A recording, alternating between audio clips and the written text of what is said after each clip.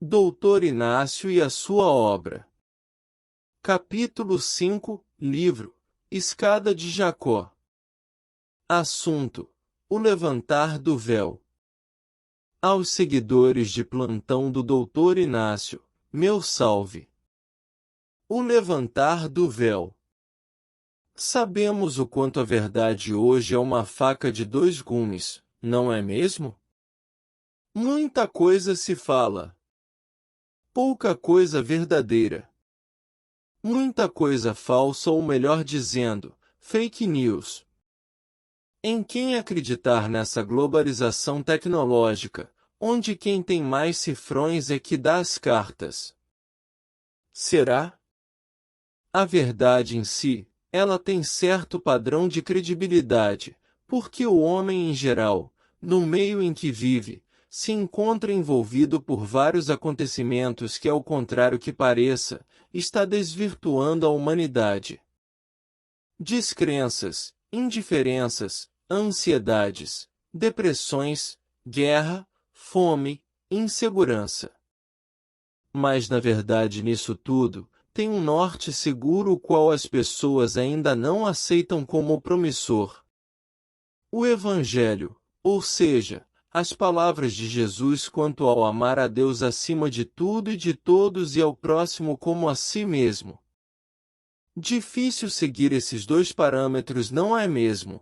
Porque a população em si caiu presa na própria teia quando passou a adorar imagens que, na sua essência, de nada vale se a própria fé esteja carente de cristianização. Outro ponto crucial é amar a nós mesmos. Como? Difícil, não é mesmo? Porque pelo andar da carruagem, o amor a ser vivenciado está encoberto pelas paixões materiais, pela atração física e monetária. Nesse capítulo do livro A Escada de Jacó, vamos analisar uma conversa entre Doutor Inácio, Odilon Fernandes e Manuel Roberto. Vejamos algumas partes. Eu não posso deixar de me preocupar e de me sentir responsável. Sinto que, em verdade, não tenho feito nada. De fato é verdade que realmente nada fazemos a bem próprio. Claro que aqui não estou dizendo em alimentar o eu egoísta dentro de nós. Mas sim, aproveitar as oportunidades de despertamento espiritual que nos bate às portas da nossa fé e da nossa razão. Uma e outra está devassada no contexto de harmonização de forças espirituais que nos impulsionem do pântano em que nos encontramos chafurdados pela lama dos instintos animalizados para as regiões em que o bem maior se faça pleno e sem muitos embaraços materiais. A raiz do problema poderia ser essa nas palavras de Manuel Roberto. O que, na condição em que me encontro, eu poderia fazer para mudar o mundo, se não consigo mudar nem a mim mesmo? Aqui está o X da questão. Como melhorar o mundo se existe uma batalha entre a luz e a sombra, sendo travada por cada um de nós? Aqui duas coisas deveríamos analisar melhor: família e religião. Uma e outra se encontram um verdadeiro caos. Famílias e religiões sem nenhuma estrutura espiritual, vergonhoso tudo isso, infelizmente. Daí vira aquela sensação de que estamos fazendo muito pouco ou nada no sentido de encararmos melhor a posição que ora nos encontramos em um mundo em que um quer comer, o outro sistematicamente seja voltado para a família, religião, política, sociedade e por aí vai. Nesse esgoto a céu aberto. O além não é o teatro na terra que contracenamos como os marionetes que deixamos nos levar por causa da ignorância em nós. Muita coisa teremos que conquistar, virtudes por exemplo, antes que criemos certas asas de santidade. A mediunidade, aqui falando não como exclusividade da doutrina espírita, porque somos todos médios em grande ou pequeno potencial. Todos nós estamos sendo influenciados por forças positivas e negativas segundo, claro, como anda lá o nosso posicionamento quanto à nossa espiritualidade.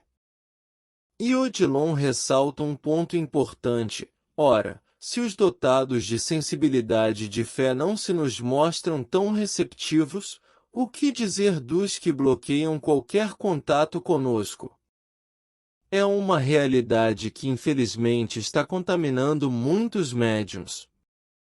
Falta de estudos sobre mediunidade. Os espíritas, antes de se tornarem médiuns ostensivos, devem convir que ser médium não é só sentar numa mesa mediúnica e mandar vir os espíritos. Existe uma dinâmica de trabalho complexo que sequer imaginamos os obstáculos que muitos médiuns colocam no caminho da espiritualidade amiga. Ao contrário, as portas psíquicas se escancaram para os espíritos inferiores e trevosos, que fazem a cabeça de muitos desses medianeiros falseando grosseiramente livros e entidades que deveriam ser melhor respeitadas. É um tal de colocar palavras que os espíritos não disseram e não escreveram, que estarrece qualquer estudioso convicto da doutrina espírita. E Odilon retrata melhor o que disse acima. De fato, tudo que excede os limites do bom senso é contraproducente. O médium, sem dúvida, necessita se educar, mas não subtrair do espírito comunicante as suas características, pois, caso contrário, o espírito não logrará ser ele mesmo, o fenômeno ganha em disciplina e perde em autenticidade. É o que está acontecendo nesse mundo literário espírita. Muita coisa existe a ser analisada, hoje, por trás de uma mensagem e principalmente do espírito que a enviou, quando não é do próprio médium, vale ressaltar. Outro ponto aqui que raramente acontece e não é divulgado, médiuns homens receberem um espírito com trejeitos femininos, ou seja, gays. Muitos não aceitam e não sei o porquê. Preconceito aqui também?